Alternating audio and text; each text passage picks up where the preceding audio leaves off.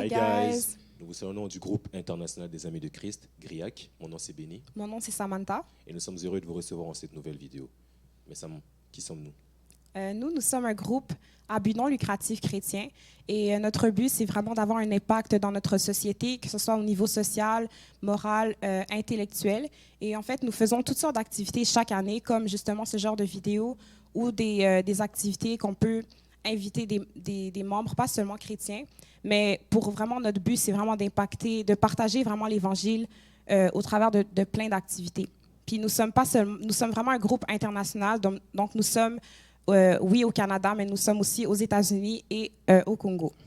Parfait. Et nous rendons grâce à Dieu qui nous fait voir cette nouvelle année. Sam, c'est quand même 2023. Ouais, Bonne donc, année. bonne Bonne année. année à vous qui regardez cette vidéo. Nous rendons grâce à Dieu justement pour la santé, lui qui nous protège et qui nous fait voir cette nouvelle année. Et donc, en cette nouvelle année, nous commençons avec cette nouvelle vidéo. Mais nous commençons aussi cette nouvelle vidéo avec un invité spécial qui est là avec nous. Sam, c'est qui notre invité? Billy. Allô, guys. C'est vraiment un plaisir d'être là avec vous. Yes. Yeah, man. En fait, mon nom, c'est Billy. J'ai 22 ans. Je suis stagiaire à l'Église La Victoire dans la diffusion médiatique et dans le ministère de la Parole. Yes. Et I just love Jesus with all my heart and I'm super happy to be with you guys, man. Amen. C'est vraiment ça. Ben, merci à toi d'avoir accepté notre invitation. Nous aussi, ça nous fait plaisir que tu sois là, de pouvoir faire cette vidéo avec nous. C'est une bonne façon pour nous de commencer cette nouvelle année avec cette nouvelle vidéo. Oui, donc aujourd'hui, nous avons une nouvelle vidéo. Et notre but, c'est vraiment de faire une suite de la vidéo que nous avions faite en janvier passé, donc 2022. Un an quand même. Un an. Ouais. Donc, on voulait vraiment... le thème aujourd'hui de la vidéo, c'est vraiment poursuivre sa marche avec Christ. Parce que notre autre thème, c'était donner sa vie à Christ, mais ensuite de ça, il y a une suite avec ça. Et donc, on voulait vraiment commencer cette année pour poursuivre cette marche avec Christ. On va vraiment vous introduire dans ce sujet et vraiment vous donner davantage de détails à propos de ça. Et donc, justement, dans le but de ce thème, aujourd'hui, justement, comme on l'a dit, c'est poursuivre sa marche avec Jésus-Christ. On va entrer directement avec le premier sous-thème, si je peux dire. On parle de la marche avec Jésus-Christ, mais c'est quoi? En quoi consiste cette marche? De marcher avec lui. Moi, ça va me regarde.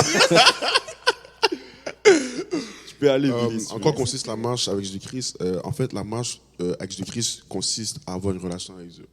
Tu vois, Jésus-Christ est mort à la croix pour nos péchés. Il a été ressuscité afin que nous soyons réconciliés avec Dieu et afin que nous puissions marcher en communion sur la terre avec Dieu. Fait que la marche avec Christ consiste vraiment à connaître Dieu et à le faire connaître.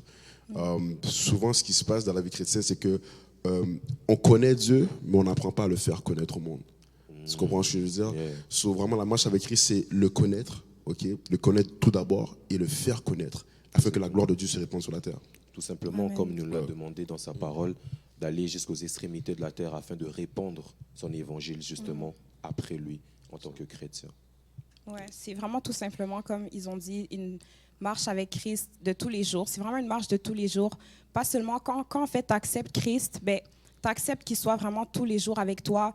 Tu acceptes cette relation qu'il veut avec toi parce que Dieu veut vraiment une relation de tous les jours avec toi. Puis cette marche, elle va te permettre de le connaître, que tu connaisses Dieu personnellement, mais que tu fasses aussi connaître aux autres cette relation que toi aussi tu as avec Dieu. Je rajouterais aussi que marcher avec Jésus-Christ, c'est accepter aussi, premièrement, d'abord que Jésus-Christ est mort pour nous, comme tu l'as souligné. C'est l'accepter dans nos vies et c'est d'accepter ce sacrifice qu'il a fait pour nous afin que nous puissions être ce que nous sommes aujourd'hui. Donc, c'est une foi perpétuelle envers Dieu, envers Jésus-Christ qui est Dieu, justement, dans notre vie et pouvoir avancer avec lui. Amen. Yeah, exactly. Et je peux ajouter vraiment, marcher avec Christ, c'est aussi marcher dans la lumière. Yes. C'est vraiment littéralement marcher dans la lumière. Tu vois, quand tu es un enfant de Dieu, tu ne vis plus dans la noirceur. Au contraire, tu vis dans la lumière. Tu vis dans une gloire. Tu es différent. Et quand vraiment tu marches avec Christ, tu n'es plus la même personne, en fait. Quand les gens te voient dans ce monde, les gens ne te regardent pas juste comme un être normal. Tu deviens un être supernaturel. Mais le problème de ça, c'est que est-ce que beaucoup de chrétiens sont conscients de ce que tu dis en ce moment. Quand tu dis, tu n'es plus normal, tu es un être extraordinaire, tu es un être de lumière. Mais beaucoup d'entre nous, surtout quand nous sommes jeunes, est-ce que nous sommes conscients du fait qu'en étant des chrétiens, nous sommes des lumières dans le monde, comme dit la parole, justement. Donc, c'est vraiment comme quand, justement, on a cette marche avec Christ, on a cette relation. Dieu aussi, il nous change d'identité. Donc, c'est vraiment une question d'identité. Dieu nous appelle à vraiment croire que nous sommes son enfant. Lorsque nous acceptons ça, lorsque nous acceptons qu'il règne dans notre vie, on accepte aussi que nous sommes maintenant des enfants de Dieu. Puis il faut connaître notre identité pour, justement, comme tu as dit, pour faire connaître Dieu. Il faut d'abord nous-mêmes qu'on le connaisse personnellement, nous-mêmes qu'on soit conscients que nous sommes enfants de Dieu. Alléluia. C'est exactement ça. Perfect. Ben, c'est ça. Donc, sinon, si on peut rajouter marcher avec Jésus-Christ. Vous savez, justement, à l'époque, lorsque Jésus était là, justement, parmi nous et qu'il avait des disciples qui marchaient avec lui, justement, on a commencé à les appeler comment? Des petits Jésus, je vais dire, pardon. Wow. Donc, des chrétiens. C'est là qu'est venue l'expression de chrétien, justement, c'est que nous sommes en Christ, nous marchons avec Christ. Exactement. Et je pourrais dire aussi que celui qui marche avec Christ, justement, doit vivre comme Christ vivait. Exactement. So, comment Jésus vivait? Vivait.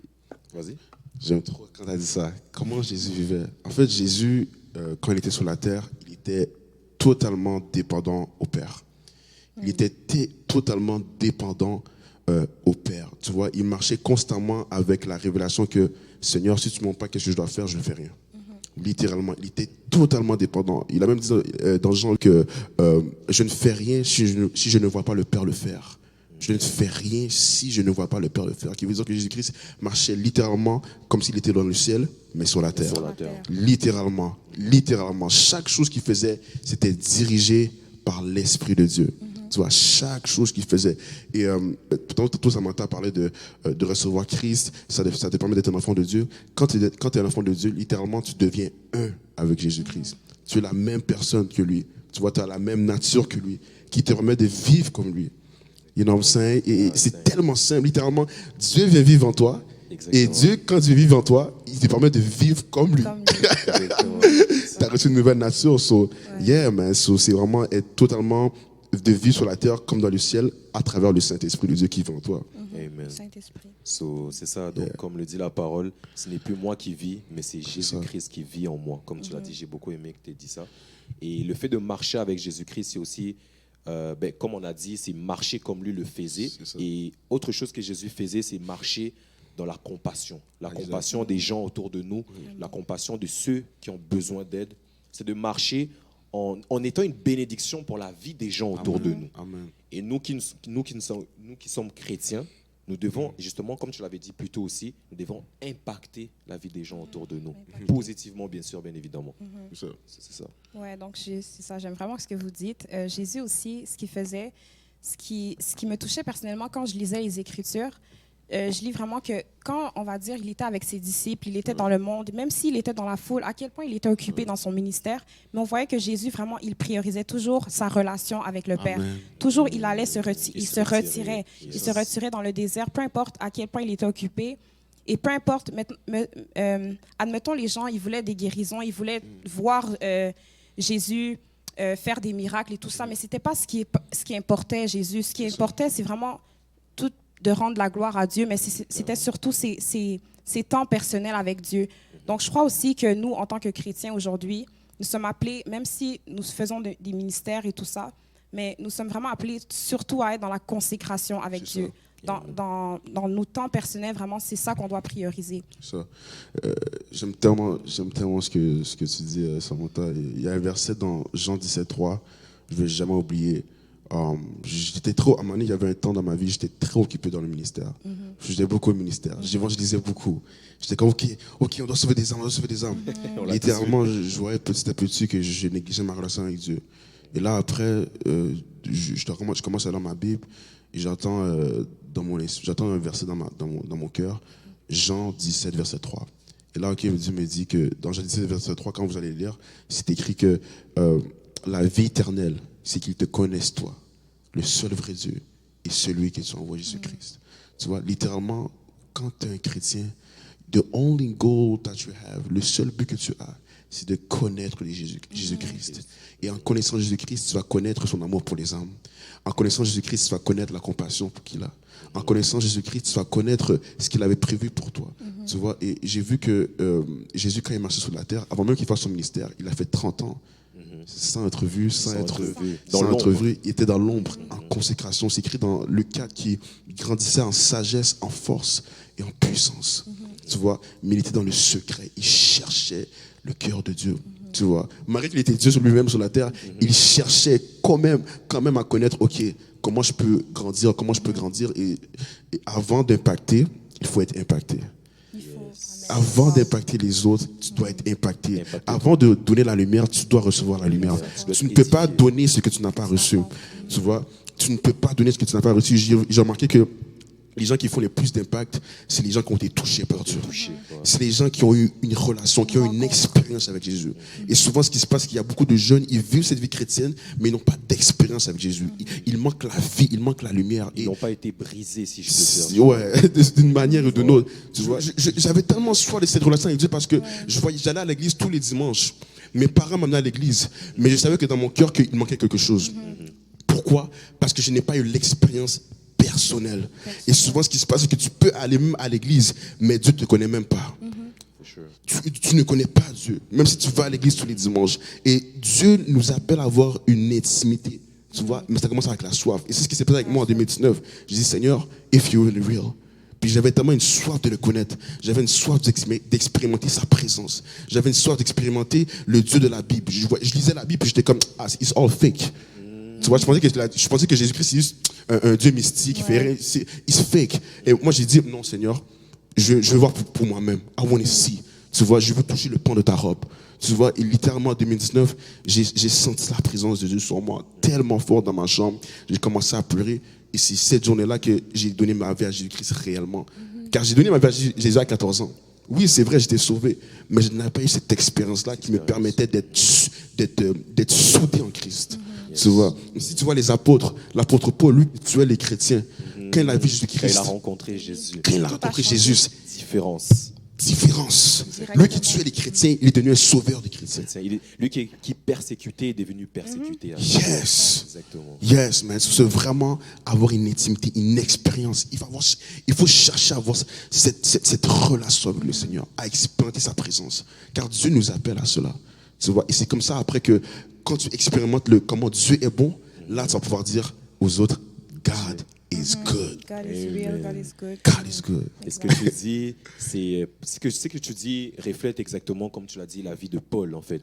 Et ce qui t'est arrivé, c'est quasiment la même chose que Paul, c'est que tu es allé au-delà de la religion et tu as cherché la relation. Exactement. Paul, c'était exactement la même chose. Il faut savoir que Paul, qui est devenu un apôtre de Jésus, était un religieux lui-même, un religieux à Jérusalem. Mais quand il a rencontré Jésus-Christ, qu'est-ce qui s'est passé? Il a développé une relation avec Jésus. Toute une différence. Et c'est là que sa vie a changé, c'est là qu'il a commencé à opérer des miracles. Et lorsqu'il a expérimenté Jésus, il a pu ensuite partager et évangéliser la grandeur de Dieu à ceux qui avaient besoin de l'entendre. Parce que la relation a transformé sa vision, en fait. Parce que souvent, en tant que chrétien, jeune ou même adulte, on a cette image de la religion. Ouais. On voit le christianisme, on voit la religion catholique. Vous voyez, mais Jésus est venu justement pourquoi? Pour cette relation et non pour la religion. Lui-même, il est venu briser, en il est fait. venu briser. Pas briser là, nécessairement, mais il est venu en fait mettre l'ordre à ce que on mettait pas, à ce que les pharisiens justement disaient, parce que les pharisiens ils étaient concentrés sur la loi de Moïse. Il persécutait en fait ces personnes-là qui étaient de mauvaise vie, alors que Jésus, il est venu justement mettre la lumière, donner le sens en fait à cette loi-là qui parlait de la religion. Mais j'aime beaucoup ce que Béné dit parce que en fait, ce que Jésus cherche avec nous, c'est pas une religion. Jésus n'est pas venu apporter une religion dans le monde. Il est venu vraiment pour que chacun d'entre nous, on puisse avoir cette relation personnelle avec lui. Ouais. C'est exactement ça. Et je vous dis, guys, tu ne pourras jamais connaître c'est quoi avoir une relation avec Dieu sans connaître le Saint-Esprit. Sans connaître le Saint-Esprit. Moi, je me rappelle, j'étais en 2020. En 2020, après cette expérience-là avec le Seigneur Jésus-Christ, Dieu m'a amené dans un temps où est-ce qu'il m'a fait connaître le Saint-Esprit. Car c'est le Saint-Esprit qui te fait vraiment avoir cette expérience avec Jésus-Christ. Tu vois, et souvent, dans la vie chrétienne, tellement de chrétiens, il y a beaucoup de chrétiens qui ne connaissent pas qui est le Saint-Esprit. Tu vois, Jésus-Christ, avant même qu'il meure à la croix, il a dit, hey, guys, pleurez pas quand je vais partir. Pleurez pas, guys. Don't be sad. Ne soyez pas facile, ne soyez pas triste. Je vais vous envoyer quelqu'un de la même nature que moi. Puissance. Avec une puissance. Et son nom s'appelle le Consolateur, le Saint-Esprit. L'Esprit de Jésus. Puis il a dit une promesse. Il a dit qu'il va demeurer en nous. Il sera avec nous pour l'éternité. C'est littéralement Jésus-Christ sans limite, présent avec nous. Et son nom s'appelle le Saint-Esprit. Et c'est ça qui fait en sorte que la vie chrétienne devienne réelle. Tu vois, et souvent, ce qui se passe, c'est qu'on essaie de vivre cette vie chrétienne sans connaître le Saint-Esprit, sans connaître le compagnon que Jésus-Christ nous a donné en son nom. Tu comprends ce que je veux dire? Quand tu as parlé de l'apôtre Paul, c'est le Saint-Esprit qui l'a transformé. L'Esprit de Jésus. Tu vois, quand tu regardes le Pierre, lui qui a renié Jésus-Christ 3 fois. Ouais. Mais lorsque le Saint-Esprit est venu sur lui, ça l'a revêtu de puissance et tout d'un coup, il a dit, je ne vais plus jamais renier Jésus-Christ 3 fois. Plus jamais de ma vie. Maintenant, je vais parler de Jésus-Christ. Moi, je vous dis, aujourd'hui, je ne peux pas vous parler de Jésus-Christ sans vous parler du Saint-Esprit. Car c'est lui qui glorifie Jésus. Ça va de pair. Ça va de pair. C'est ensemble, en fait. Ça ensemble, exactement. C'est lui qui manifeste en nous les fruits de l'Esprit, justement. Et les fruits de l'Esprit sont les aspects, sont les caractères que Jésus lui-même a révélés ici quand il vivait parmi nous. Exactement. Et j'aime beaucoup le fait que tu apportes le point du Saint-Esprit parce que justement, lorsque tu disais que Jésus avait promis, lorsqu'il partait, il avait dit de ne pas être triste parce qu'il laisserait derrière lui un consolateur qui serait là à nos côtés, non seulement dans la vie des apôtres, mais dans la vie de toute personne qui croirait en lui. Ben, ça nous fait entrer en fait dans le deuxième sous-point de notre vidéo qui sont les bénéfices et les promesses que nous avons en Christ. Parce que nous avons défini quelle est la marche. On a beaucoup étalé par rapport à ça. Mais lorsque nous marchons avec Jésus, il faut savoir que nous avons des bénéfices. Nous avons des promesses qu'il nous a faites et il les accomplira et il les accomplit dans notre vie. So, guys, quelles sont les promesses de Dieu dans nos vies? Donc, les promesses de Dieu sont vraiment dans la Bible. C'est vraiment écrit des petites promesses comme ça de tous les jours. Il y a des promesses. En fait, ce que j'aime avec Dieu, c'est que dans la Bible, c'est vraiment écrit des promesses, mais par rapport à tous les aspects, que ce soit par rapport à la peur, par rapport à la solitude. Si tu te sens seul, il y a des promesses qui te disent clairement que non, le Seigneur, il va être avec toi jusqu'à la fin de tes jours. Donc, aussi, il y a des promesses de paix, il y a des promesses de guérison. Donc, toutes ces promesses-là, ça nous permet en fait de réaliser vraiment que Dieu s'intéresse à tous les aspects de nos vies, que Dieu veut nous donner en fait que c'est Dieu qui nous comble tout simplement. Justement, le Saint-Esprit, c'est le Saint-Esprit qui nous donne toute cette foi de tous les jours. C'est le Saint-Esprit qui... Et cette relation en fait avec le Saint-Esprit, c'est un bénéfice de vivre avec Jésus parce que c'est le Saint-Esprit qui nous permet... pas seulement dans les choses spirituelles, mais dans les choses de notre vie de tous les jours. Il nous donne la force, il nous donne, c'est lui vraiment qui nous donne chaque jour la force, chaque jour cette grâce-là d'impacter, cette grâce-là d'être consolé dans nos moments les plus durs. Donc, c'est vraiment juste la relation avec le Saint-Esprit, il faut vraiment la cultiver parce que je pense que c'est le meilleur cadeau que Jésus nous a laissé. Et puis, un autre bénéfice ou bienfait de marcher avec Jésus-Christ, c'est d'avoir la confiance. La confiance de quoi? La confiance qu'il est avec nous et demeurera toujours avec nous. Sa parole dit, et je vais lire parce que j'aime beaucoup ce verset, dans Matthieu 28, 20, Jésus dit ceci, « Et voici, je suis avec vous tous les jours jusqu'à la fin du monde. » Quelle assurance! Personnellement, nous savons très bien que lorsque nous grandissons, durant l'étape de l'adolescence jusqu'à l'âge adulte, on passe souvent par ces moments d'incertitude, ces moments où on se cherche, où on veut avoir une certaine estime de nous-mêmes. Et moi, personnellement, si je peux témoigner, c'est quelque chose qui m'a beaucoup aidé. Dans mon estime de moi-même aujourd'hui, lorsque je marche, quand je agis dans toutes les choses que je fais, j'ai confiance. Pourquoi? Parce que je sais le Dieu qui est à mes côtés. Je sais le Dieu qui agit dans ma vie, mais j'ai vu ce Dieu agir dans la vie de ma famille, dans la vie de mes parents. Et lorsque je vois tout ça, ça me procure de de la confiance. Je suis en sécurité. Je sais que, OK, il l'a dit, je serai avec vous tous les jours.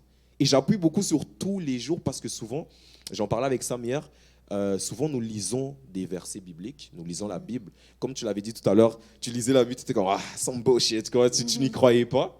Mais lorsque nous lisons, nous ne prenons pas le temps de nous arrêter sur les paroles que Dieu nous dit. Ici, Jésus nous dit tous les jours. Et tous les jours, nous le savons, nous passons par des moments de difficulté, des moments de joie, des moments de haut, des moments de bas. Mais il nous dit quoi? Tous les jours. Ça veut dire que peu importe les frustrations de ta vie, il sera là. Amen. Quelle promesse. Amen. C'est trop puissant. Et, je vais revenir sur le point de Samantha. Samantha a dit que tu vois, Dieu a pris nos peurs. Tu vois. Jésus-Christ, quand il est mort à la croix, il a tout pris avec lui. Il a pris ta dépression. Il a pris ton sentiment de solitude. Il a pris ton anxiété. Il a pris ton problème, ton vide intérieur. Il a tout pris à la croix. Jésus-Christ, quand il est mort à la croix, là, il n'a pas juste pris tes péchés. Il a pris tes faiblesses. Il a pris ton problème de masturbation, de pornographie. Il a pris ton problème de drogue. Il a pris ton problème d'alcool. Il a tout pris à la croix.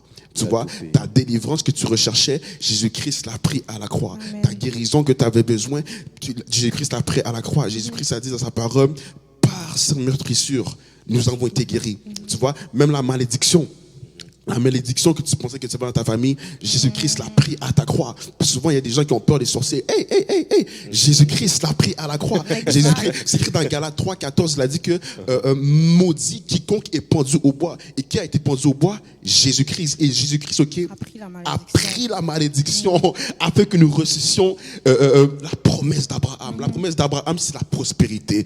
Tu penses que tu étais maudit pour être pauvre? Non. Jésus-Christ t'a même promis la prospérité. Voilà pourquoi Jésus-Christ a dit, je souhaite que ton âme prospère à tous égards. Jésus-Christ a tout pris à la croix. Et vraiment, guys, je vous dis, the solution to everything in your life is the Lord Jesus Christ. Car Jésus-Christ a tout pris à la croix. Il est mort avec ça. Il a été ressuscité. Resurrected. Tu vois, et à cause de cela, tu n'es plus endommagé par les choses naturelles de ce monde. Dans ce monde, il y a quoi? La dépression. Dans ce monde, il y a de l'anxiété. Mais Jésus-Christ a dit, j'ai tout pris à la croix, first of all, mais également, je te laisse une paix. Il a dit, je vous laisse ma paix. Pas comme le monde le donne. Pas comme le monde le donne. Qui veut dire, la paix de Jésus-Christ, c'est que même quand tu as des difficultés, même quand tout va bien, cette paix-là ne part pas. Tu peux sourire même quand tu es dehors, tu n'as rien du tout. Tu vas avoir la joie du Seigneur. La joie, une paix qui est surnaturelle, une joie qui est supernaturelle, une joie qui ne dépend pas des circonstances, une joie qui vient tout droit du royaume des cieux. Ça, c'est l'héritage que l'enfant de Dieu a. Tout ça, c'est son héritage. La paix, la présence de Dieu, la joie, une joie que le monde n'a point connue, une joie qui vient littéralement des cieux.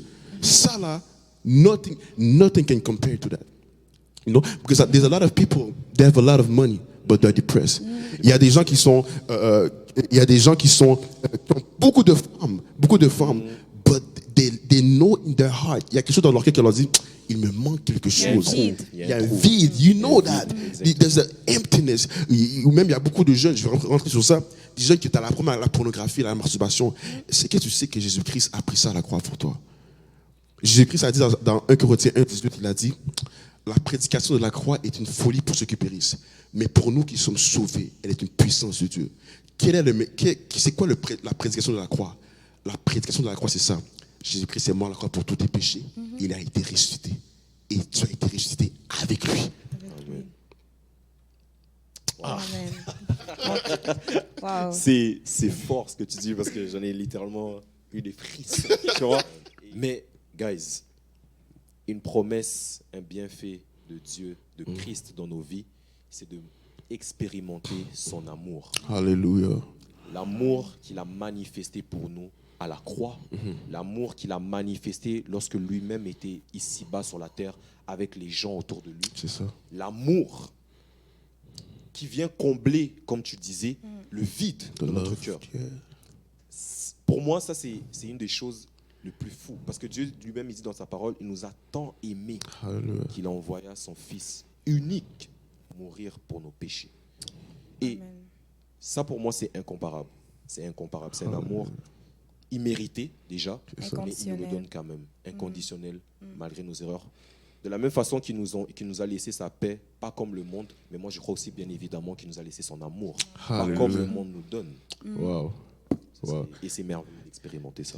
Ouais, j'aimerais aussi dire, donc Jésus aussi, ce qu'il nous donne, c'est vraiment aussi un nouveau départ. Comme Billy a nommé plein de choses comme notre passé ou des erreurs que nous pouvons faire. Mais Dieu, justement, Jésus, quand il est mort à la croix, il est ressuscité. Donc, sa mort, en fait, tout ce qui est derrière toi, toutes les erreurs que tu as faites, peut-être que, justement, tu étais dans ce genre de péché, tu as eu honte. Moi, personnellement, en fait, dans ma vie passée, ce qui m'empêchait de venir à Dieu, c'était vraiment ma culpabilité par rapport à ma honte. J'avais tellement honte de moi, j'avais tellement honte de tout ce que j'avais fait. J'étais dans des liens vraiment, mais Jésus vraiment me réconfortait. Il me disait que non, ton passé est derrière toi. Ton passé, il a tout laissé. Tout ce que, justement, moi, je vivais, il a déjà pris ça à la croix. Et donc, c'est vraiment cette expérience personnelle. Donc, la culpabilité, justement, il a pris à la croix. La honte, il a pris à la croix. Donc, juste, Dieu te donne ce nouveau départ aujourd'hui. Il te donne toujours, en fait, il te donne ce nouveau, ce changement. En fait, il dit vraiment dans sa parole que nous sommes une nouvelle créature lorsque nous venons à lui. Et aussi même, il dit aussi qu'il n'y a plus de condamnation pour ceux qui sont en Christ. Donc, si les choses anciennes sont passées, et toutes choses deviennent nouvelles. Exactement. C'est ça. Il n'y a plus de culpabilité en Christ. Tu vois, et dans Romains 6, 1 Corinthiens 6, 11, Jésus-Christ dit que tu as été sanctifié, tu as été lavé par le sang de Jésus-Christ, tu as été justifié au nom de Jésus-Christ.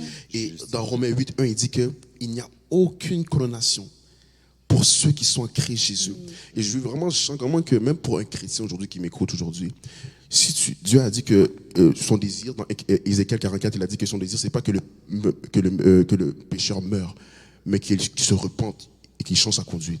Tu vois, et la parole dit dans Jean 1 que si tu confesses tes péchés, il est juste et fidèle pour nous purifier et pour nous laver de toutes nos iniquités. Guys, dès que tu te repens, Jésus-Christ efface tes péchés. Tu vois, il n'y a plus de condamnation à celui qui est en Jésus-Christ. Et je me rappelle, à Mané, j'étais dans une saison un peu de rébellion. J'avais beaucoup de misère avec un péché. Ok, et ça, à cause de ça, que j'étais comme, yo, vague sur Dieu, man.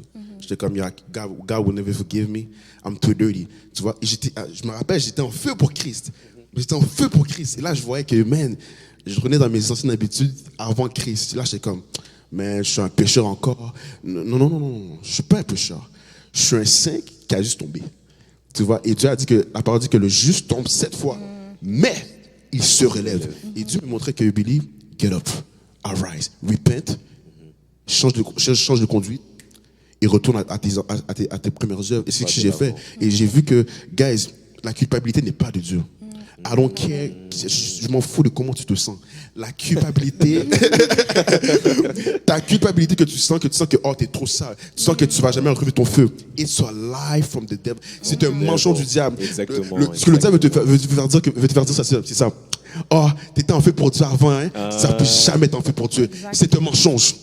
C'est un mensonge. Il veut te décourager. Il veut te décourager. C'est un mensonge. La parole dit qu'il n'y a aucune condamnation pour ceux qui sont en Jésus-Christ. Ça, c'est une parole qui ne ment point. Peu importe comment tu te sens, il est écrit. Il n'y a point de condamnation. Qui veut dire que le diable là, ne peut plus t'accuser. Pourquoi? Parce que tes péchés n'y sont plus. N'y sont plus. Et je me rappelle, je parle de ça parce que je sais que la condamnation ronge beaucoup de chrétiens. Et à cause de ça, ils sentent qu'ils sont indignes de la présence de Dieu.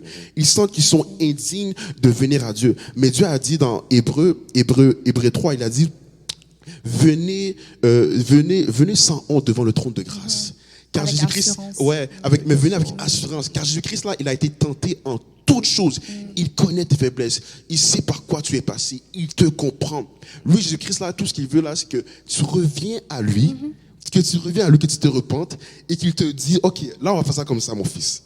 C'est aussi simple que ça, tu vois. Et il y a même un verset dans Luc 17, le fils prodigue. Un fils qui a quitté sa maison, il a quitté sa maison, ok, il était rebelle. Il était dans sa maison de son père, il m'a dit, il a pris son argent, il a fait n'importe quoi. Il a fait n'importe quoi. Il a fait n'importe quoi. Puis quand il est revenu dans la maison de son père, c'est ce que son père a fait. Il l'a accueilli. Il a aussi donné les plus beaux vêtements qu'il avait. Il a même eu du favoritisme sur le fils qui n'avait jamais quitté sa maison. Et qu'il voit comment Jésus-Christ, il est miséricordieux. Il n'est pas comme les hommes. Les hommes, l'amour des hommes est conditionnel, mais l'amour de Dieu est inconditionnel. Mais justement, sur ce point-là, c'est merveilleux d'avoir cet amour inconditionnel. Mais je crois justement que dans le cerveau humain, qu'est-ce qui se passe, c'est qu'il y a un raisonnement inverse qui agit. Parce que nous sommes dans ce monde, right? Et nous pensons comme le monde pense. Et la réalité est que dans ce monde, justement, l'amour a des conditions. Le respect a des conditions. Mais lorsque quelqu'un vient et te dit, il y a quelqu'un là-haut qui t'aime sans aucune condition, qu'est-ce qui se passe? Tu es confronté à un mur. Et la réalité, c'est que moi-même, je peux même en témoigner, c'est quelque chose que moi-même, je ressens. Des fois, dans ma marche avec Jésus, je suis comme, mais moi, je suis là. Si demain, quelqu'un, je sais pas, si demain, je fais quelque chose de horrible, est-ce qu'on va m'aimer? Est-ce qu'on va encore m'aimer? Pourquoi? Parce que je pense selon comment les humains vont réfléchir. Ils vont me condamner, ils vont dire non, t'es un criminel, t'es ceci, t'es un menteur. Et là, de se dire que waouh, Dieu, lui, il va quand même m'aimer. Tu vois, il y a comme cette confrontation-là, tu vois, t'es comme entre ton corps et ton esprit et ton cœur aussi qui est confronté à ce que tellement l'amour de Dieu est grand des fois. En gros, ce que j'essaie de dire, c'est que c'est tellement grand des fois comment Dieu nous aime qu'en tant qu'homme, comme tu l'as dit, on ne se sent pas digne et on a du mal à l'accepter. Pourquoi? À cause de la mentalité du monde, qui elle condamne, qui elle ne pardonne pas à certains égards. Un criminel aujourd'hui, tu tues quelqu'un, tu es en prison.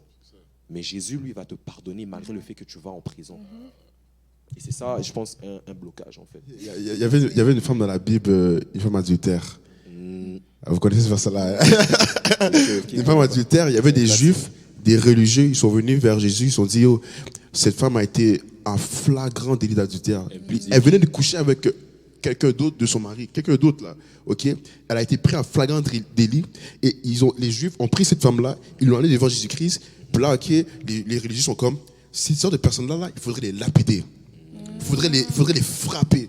Tu vois, souvent on voit ça comme ça, comme si Dieu va nous frapper quand on fait une erreur. Puis là, Jésus-Christ a dit, quiconque de vous qui n'a jamais péché, jette la première pierre contre elle. Silence radio. Silence. Tout le monde est parti. Tous les juifs qui accusaient la femme adultère sont partis. Et Jésus-Christ a dit, vers la femme adultère, il s'est baissé.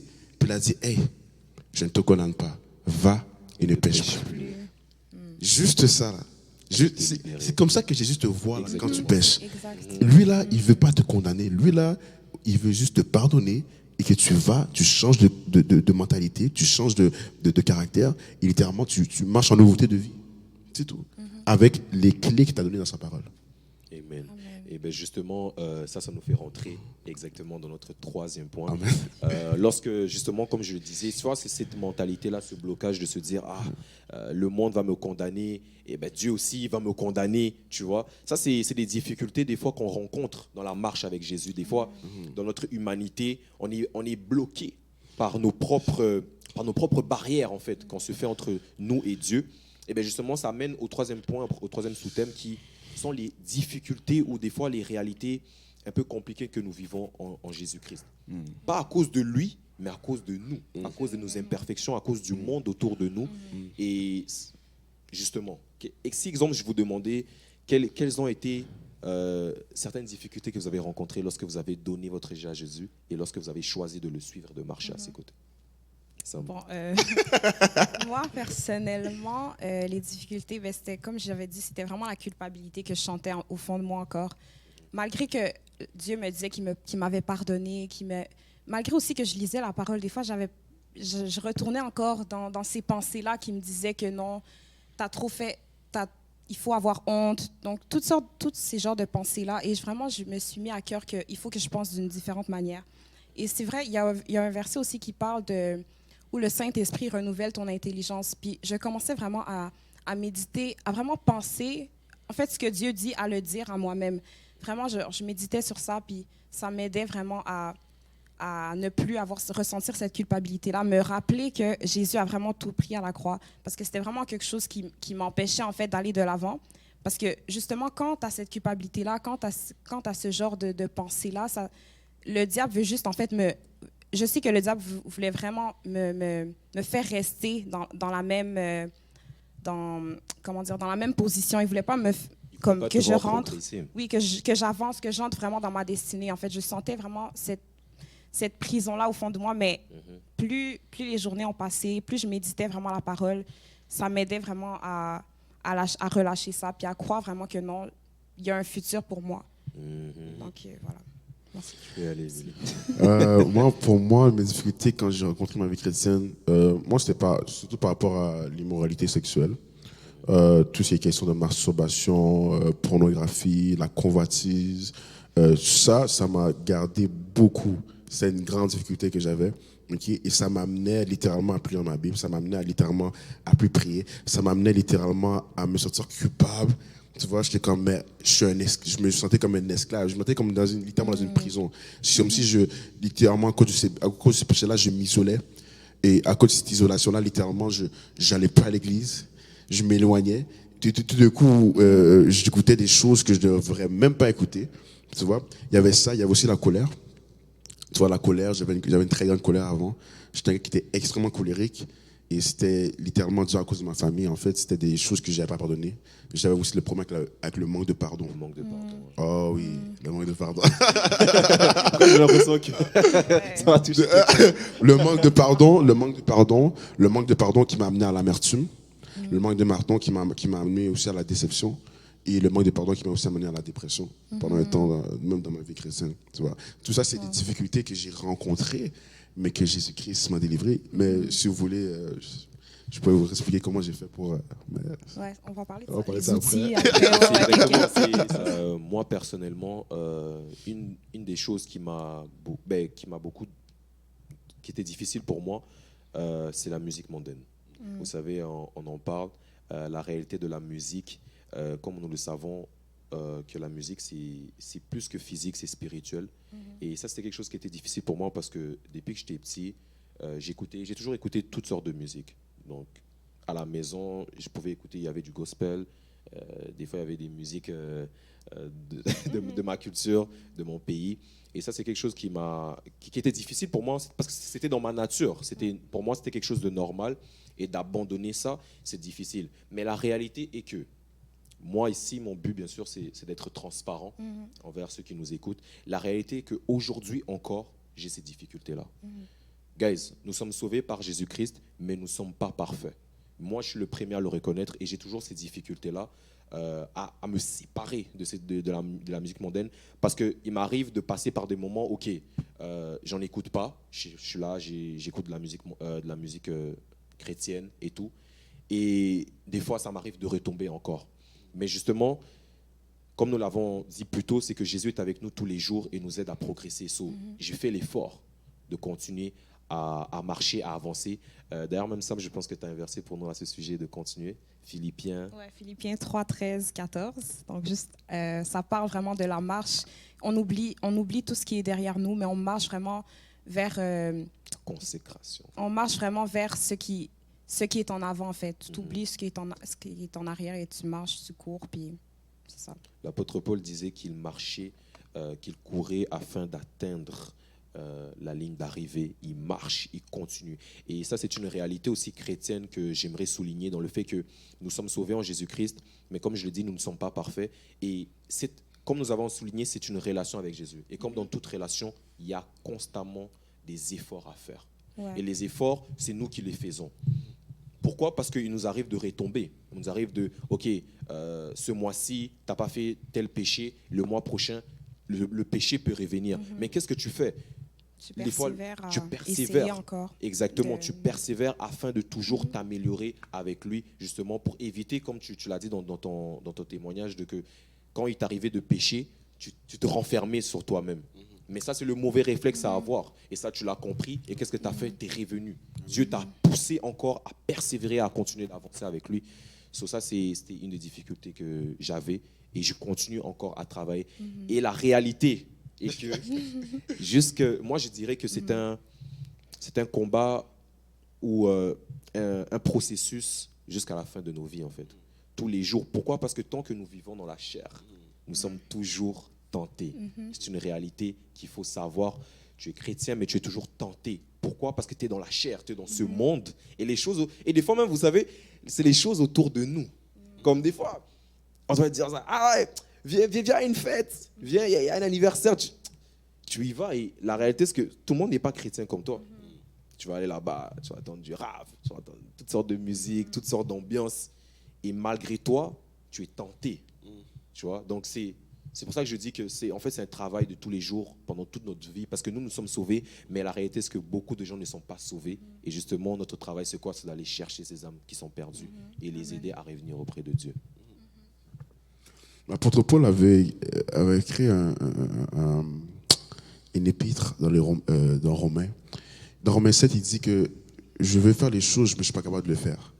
Tu vois, je fais les choses, ce que je veux faire, je ne veux pas le faire. Et ce que je ne veux pas faire, je le fais. Tu vois, puis il montrait le combat qu'il avait avec sa chair. Tu vois. Exactement. Mais là, après, il écrit à l'église de Rome un autre épître dans Romains 8. Puis là, il parle du Saint-Esprit. Il parle de l'esprit de vie. Puis là, il dit que par l'esprit, vous êtes capable de crucifier les désirs de la chair. Tu vois? Et quand tu lis plus bas un peu dans l'épître, tu vois qu'il parle du lait du Saint-Esprit dans la prière. Il parle dans Romains 8, 26, il parle de comment l'Esprit nous aide dans notre faiblesse. Mais il parle de la prière. Tu vois? Là, il y a une corrélation entre ça, entre ta difficulté, ok, et entre l'Esprit et la prière. Qui veut dire que, littéralement, l'apôtre Paul, ce qu'il veut dire, c'est que par la prière, tu peux vaincre les choses de la chair qui n'étaient pas capable de vaincre. C'est dans la prière que tu reçois la puissance pour vaincre les choses que tu n'étais pas capable de faire. Vous comprenez ce que je veux dire?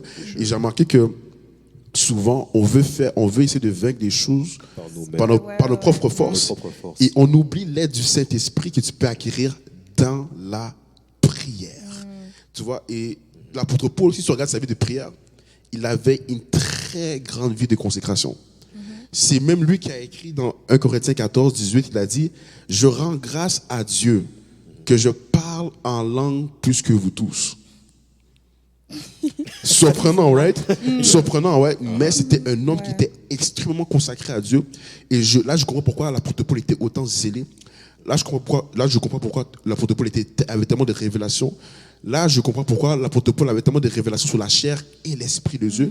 Parce que l'apôtre Paul a reçu la révélation qu'à travers la prière, je peux faire taire la chair.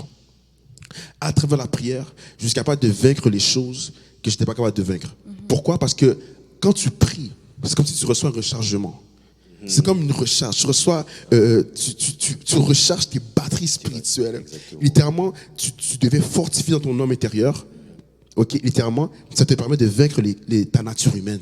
Pourquoi? Parce que tu es rechargé de la batterie spirituelle qui vient tout droit du royaume des cieux. Exactement. Vous comprenez ce que je veux dire? Moi, j'ai remarqué ça dans ma propre vie que à travers la prière, et quand tu reconnais le Saint-Esprit dans ta faiblesse, le Saint-Esprit peut faire en sorte de consumer ce désir-là.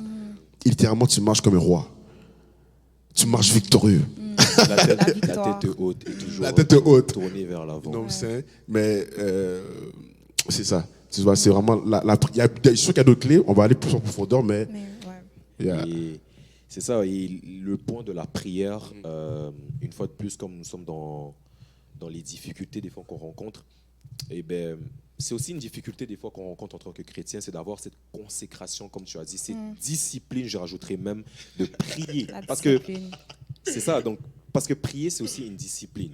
Veux pas, t'es là, t'es sur ton lit, j'ai envie de dormir.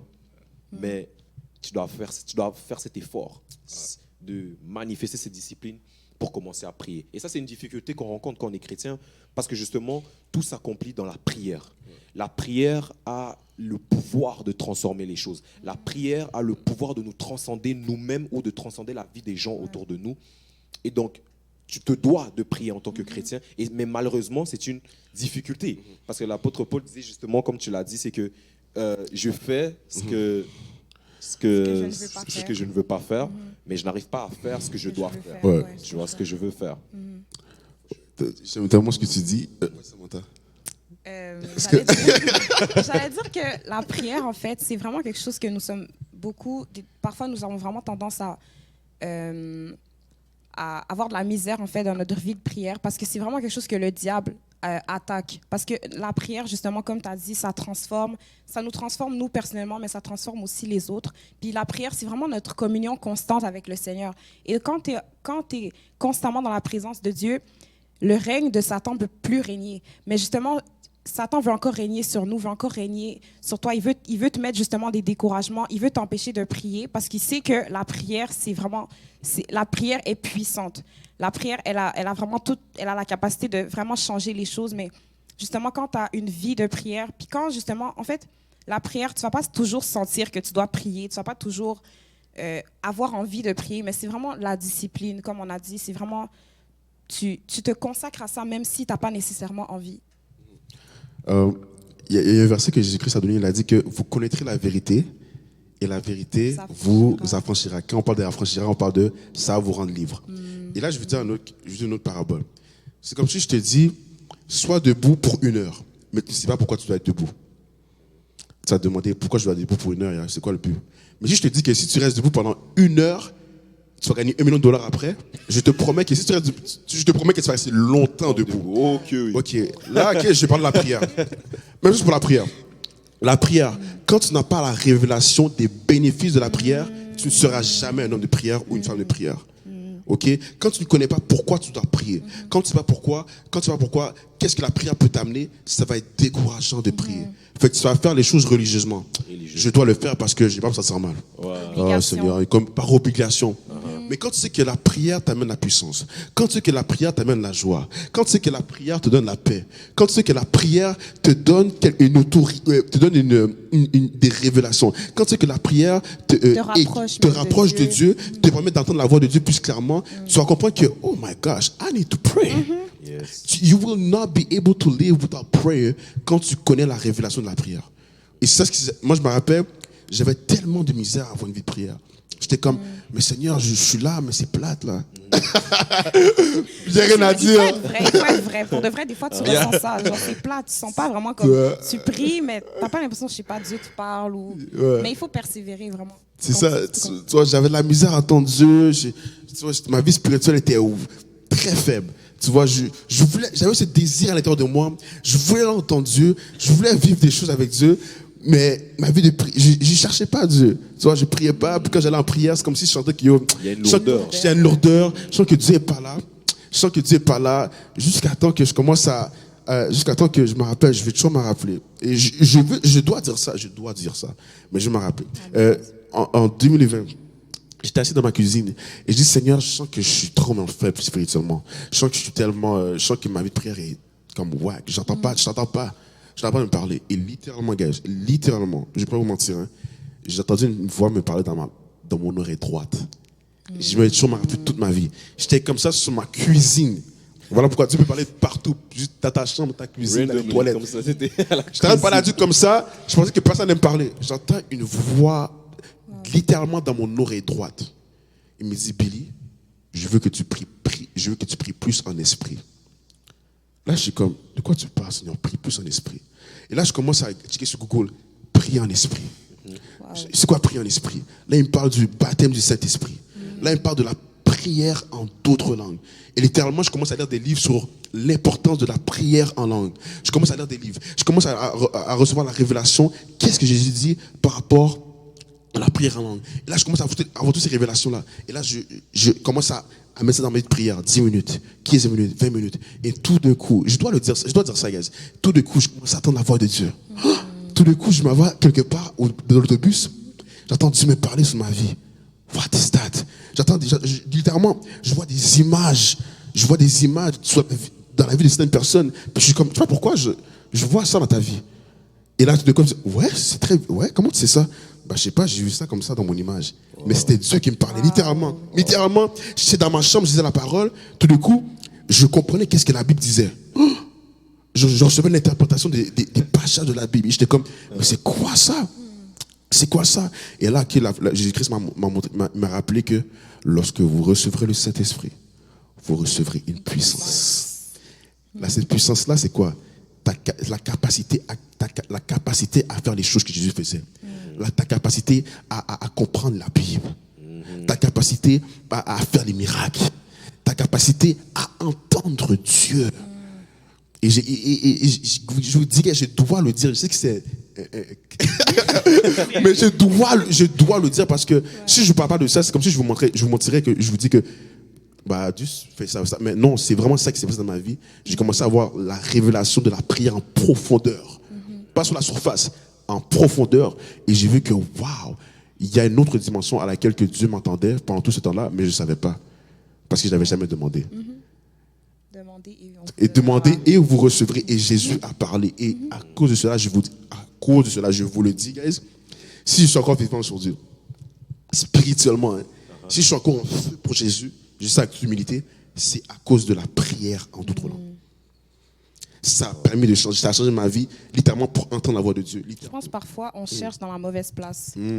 Comme tu as dit au début, toi tu cherches, tu étais en train de te plaindre et tout, parce que tu sentais que tu avais une vie vraiment spirituelle comme plate et tout, mais après tu t'es juste arrêté, puis tu as vraiment parlé à Dieu clairement. Tu as dit au Seigneur, mais Seigneur, je ne comprends pas où je dois chercher justement. Tu lui as demandé.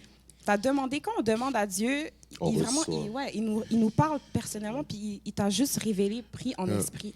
Tu cherchais justement à la mauvaise place, peut-être tu essayais justement, mais pris en esprit. Puis ça me rappelle aussi quand, justement, dans un verset, ça dit que le Saint-Esprit, il nous aide dans nos faiblesses. Donc c'est vraiment, lorsque tu pries plus en esprit, lorsque tu es plus, tu te concentres pas seulement sur toi-même, genre tu dépends pas de tes propres forces, mais tu dépends vraiment du Saint-Esprit pour te guider. Ben, c'est là que justement Dieu agit au-delà de tes pensées. Il intercède pour nous, par rapport à ton verset, il intercède pour nous même des soupirs inexprimables. Des fois, on n'arrive pas dans la prière où tu te sens comme bloqué, mais quand le Saint-Esprit est à tes côtés, justement, il va comprendre ces choses, il va intercéder pour toi au Père, justement, par rapport à ça. Et c'est merveilleux qu'on parle de l'Esprit, on parle de la prière, parce que ça nous mène à notre dernier sous-point, qui sont les outils dans la marche avec Jésus-Christ. Les outils. Donc, on a déjà touché le point de la prière et de l'Esprit, justement. Mais quels sont d'autres outils qu'on peut dire à ceux qui nous écoutent et nous regardent en ce moment, par rapport, qui peuvent nous aider justement dans cette marche? Moi, je vais encore une fois, moi, je dirais être vraiment honnête, être sincère par rapport à tes faiblesses, par rapport à ce que vraiment tu veux. Être sincère lorsque tu viens dans la présence de Dieu, parce que Dieu veut vraiment, il cherche vraiment ton cœur, il cherche vraiment ce que tu désires. Et lorsque tu entres en étant dans l'assurance et tu confies vraiment ton cœur, tu confies tes désirs à Dieu, il va vraiment, par l'Esprit Saint, par la prière justement, il va t'aider. Parce que lorsque tu ne peux pas en fait essayer d'être quelqu'un que tu n'es pas. Lorsque justement tu essaies d'être quelqu'un que tu n'es pas, Dieu ne peut pas vraiment te changer, il ne peut pas vraiment te transformer. Il faut vraiment que tu sois honnête. Donc venir à Dieu vraiment avec tous tes fardeaux, puis tu te confies à lui dans la prière, par son Esprit Saint. Tu lui demandes vraiment, OK, comment je peux t'entendre, Saint-Esprit? On me dit justement dans cette vidéo-là que tu existes, on me dit que tu es là, mais moi, je ne te vois pas, mais je veux essayer. Donc vraiment, tu essayes vraiment.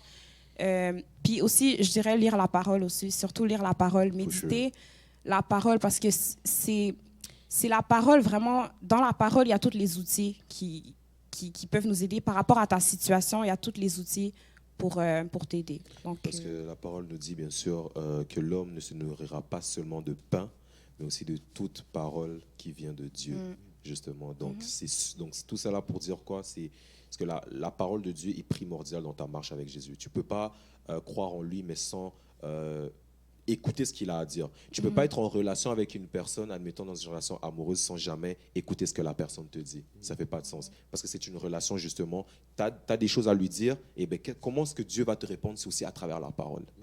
C'est comme ça aussi que, justement, il y a cette communion, il y a cet échange entre toi et lui. Vraiment, pour quelqu'un qui veut poursuivre sa marche avec Christ, est une église. Ça, c'est number one. Est une église, est une assemblée, et ne sois pas juste là à l'église. Sers dans un département, que ce soit l'intercession, que ce soit les caméras. Sers dans un département. Pourquoi? Ça va te permettre de te tenir avec d'autres gens de la même foi, et ça te permet d'être dans un environnement qui est environné du ciel. Fait que tu vas faire la caméra, mais tu vas attendre la prédication. Fait que littéralement, tu es dans une atmosphère constamment. Tu vois, fait que le service, tu es impliqué. Tu es dans le service pour Dieu. Ça, c'est number one. Number two, souvent, on prend la vie chrétienne juste comme un outil de travail. Qu'est-ce que je veux dire par là, c'est que, ok, c'est comme si tu as un crayon, mais tu l'utilises de temps en temps. Mais ta vie chrétienne, là, tu dois mettre un système dessus. Qu'est-ce que je veux dire par là, c'est que tu dois avoir un horaire par rapport à ta vie de prière. Un temps, littéralement, que tu mets à part pour Dieu. Tu as un plan pour l'école, mais est-ce que tu as aussi un plan pour ta vie spirituelle? Fait, qu'est-ce qu'il faut que tu ailles? Aie un plan pour ta vie spirituelle. Si tu sais que tu n'as pas beaucoup de temps dans la journée pour prier, lève-toi plutôt le matin. Arrête de chiller sur Instagram. Crée l'espace, justement. Crée l'espace. Tu vois, Jésus-Christ, là, il avait un système. Si tu regardes Jésus-Christ, quand il marchait sur la terre, il faisait des miracles. Alléluia, alléluia, il fait des miracles. Et la nuit, in the night, il se levait tôt le matin, il allait à la montagne. La montagne est grande, hein, et il priait. Tu toujours écrit dans la Bible, il se levait tôt le matin, and he was praying. C'est la même chose pour toi. Et un système, que ce soit le soir après l'école ou avant que tu commences le travail ou l'école, un système où est-ce que tu vas passer du temps personnel avec Dieu. Ok? Ça, c'est number 2. Number 3, tu dois, quand tu lis la Bible, lis pas la Bible juste pour lire la Bible. Lis la Bible pour apprendre. Ne sois pas pressé à finir la Bible, parce qu'il y a beaucoup de gens qui ont fini la Bible mais qui ne connaissent rien de la Bible. C'est pas le plus que tu connais, c'est pas le plus de pages que tu as lu, c'est le plus que tu as appris de Jésus. Ok? Fait que ne sois pas dans un état religieux. Ok, je dois lire le verset. Non. Quand tu lis la Bible, médite la Bible. Quand on parle de méditer, on parle d'apprendre, d'avoir la révélation de la parole de Dieu, d'étudier, de répéter, de confesser. Tu vois? Fait que quand tu vois qu'il y a un verset qui te touche, prends ton temps sur ce verset-là. Ne sois pas religieux à aller dans le verset. Non. Prends ton temps sur ce verset-là, médite-le et laisse ce verset-là te renouveler. C'est ça qui a fait la différence, parce que dans le verset Psaume 1, Dieu dit que celui qui médite la parole jour et nuit, il est comme un arbre planté près d'un courant d'eau dont le feuillage ne flétrit point et tout ce qu'il fait lui réussit. Mais ça, c'est pour la personne qui médite la parole jour et nuit. Fait que ça, médite ta parole. Prends ton temps. Don't be in a hurry. Don't be in a hurry. Prends ton temps. Et tu vas voir que la parole de Dieu va devenir goûteux. Tu vas pouvoir mastiquer la parole. Ça va être bon. Tu vas aimer ça parce que tu es dans ta propre relation. Tu prends ton temps. Chaque verset, tu es comme waouh. Et tu mastiques cette parole-là. Et béni a dit tantôt que l'homme n'y verra pas de pain seulement, mais de toute la parole de Dieu. Fait que quand tu manges la parole de Dieu, prends le temps de mastiquer. Mastique. Et comment tu mastiques? À travers la méditation. Quatrièmement, le dernier point que je veux dire, apprends. C'est tellement important ce que je veux dire. Apprends. Tout d'abord, tout chrétien qui vient de recevoir Jésus-Christ et qui désire aller plus loin dans le Seigneur, doit avoir la révélation du Saint-Esprit. Tu dois avoir la révélation du Saint-Esprit. Qui est le Saint-Esprit? Tu dois chercher à le savoir qui il est, pas juste en priant, mais à travers des prédications, des enseignements, des livres et la parole de Dieu. Ok? Et après ça, tu vas voir comment ta vie chrétienne va changer. Forever. Amen. I promise you. Donc, sur ce, nous avons terminé notre vidéo aujourd'hui. Donc, nous avons été heureux vraiment de vous apporter, au travers de ce thème, Poursuivre sa marche avec Christ, tous les outils, tous nos témoignages. Et nous espérons vraiment que ça puisse vous apporter plus d'éclaircissements. Peut-être que vous aviez des questions, mais aujourd'hui, on voulait vraiment être transparent avec vous. Et donc, nous étions heureux vraiment d'être avec notre invité Billy. Nous sommes vraiment heureux. Puis nous espérons encore que tu vas encore d'être. On espère te revoir. Merci beaucoup, c'était un honneur vraiment. Et n'oubliez pas de vous abonner. N'oubliez pas de nous suivre dans nos différents réseaux, griac.org. Et à nous suivre et aussi à partager cette vidéo à une personne qui en aura besoin et qui ça pourrait l'édifier justement à ce qu'il puisse savoir comment poursuivre sa marche avec Jésus ou sinon comment entamer sa marche avec Jésus-Christ. Sur ce, nous allons finir avec une petite prière justement. Si Billy, tu peux nous accompagner pour la prière. Alléluia. Père, merci Seigneur Jésus pour toutes les personnes qui sont présentes, qui ont écouté ce message. Père, nous relâchons la présence de Dieu en ce lieu, sur tous les visiteurs, tous ceux qui nous regardent en ligne et dans cette salle au nom de Jésus-Christ, Père. Père, je prie, Père, que tu remplisses les cœurs, vraiment, Père, que tu ramènes les cœurs brisés à toi, Seigneur, pour que tu puisses les guérir. Père, touche les gens qui ont été touchés par ce message-là et qui soient conduits par ton esprit vers toute la vérité et vers aussi une église. Alléluia, pour ta propre gloire, Seigneur. Je te rends toute la gloire et je te dis, Seigneur, merci pour tout ce que tu as fait et tout ce que tu vas accomplir dans la vie des gens qui nous ont regardés aujourd'hui et qui ont entendu ce message-là. Merci, Seigneur. Au nom de Jésus-Christ que j'ai prié. Amen. Amen. Merci. Ciao, guys. Bye.